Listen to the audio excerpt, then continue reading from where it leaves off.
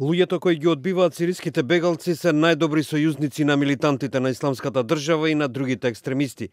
Изјави во Советот за безбедност на Обединетите нации шефот на Високиот комесаријат за бегалци Антонио Гутереш. Според Гутереш, бегалците не може да бидат обвинувани за тероризам затоа што бегаат за да си го спасат животот. Those that reject Syrian refugees, and especially if they are Muslim, Оние што ги одбиваат сириските бегалци, особено ако се муслимани, се најдобри сојузници на пропагандата на екстремистичките групи, рече тој како коментар на последните изјави на некои европски лидери и американски гувернери.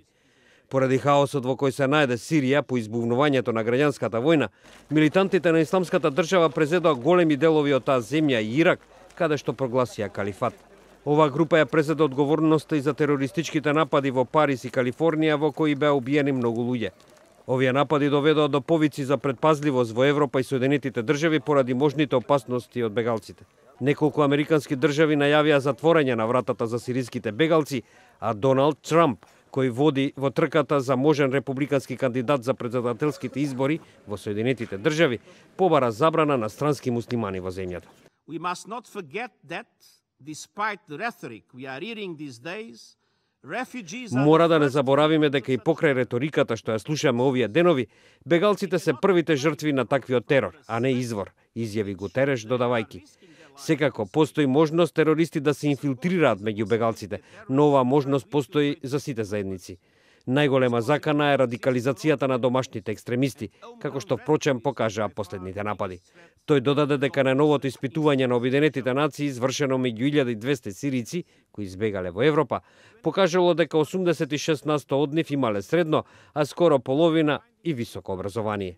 Сирија очекува голем одлив на мозоци. Само можете да замислите колку опасни ќе бидат последиците од таквиот екзодус за идната постконфликтна реконструкција на Сирија, рече Гутереш. На опасноста од растечката ксенофобија предупреди шефот на Меѓународната организација за миграции Вилјам Лейси Свинг. Секоја личност која влегува од надвор е потенцијален терорист по она што се случи во Париз, рече тој додавајки. Ние сме многу вознемирени од широкото антиимигрантско чувство, кое може да доведе до ксенофобија и до опасност по животите на мигрантите. Според него, докажувањето дека мигрантите придонесуваат кон продуктивноста на општествата може да биде дел од решението на сегашната криза. Сите наши земји секогаш биле отворени за нов бран луѓе и секогаш од тоа сме имале полза. Покажете им на луѓето дека тоа е така, изјави Свинг во интервју за новинската агенција Reuters.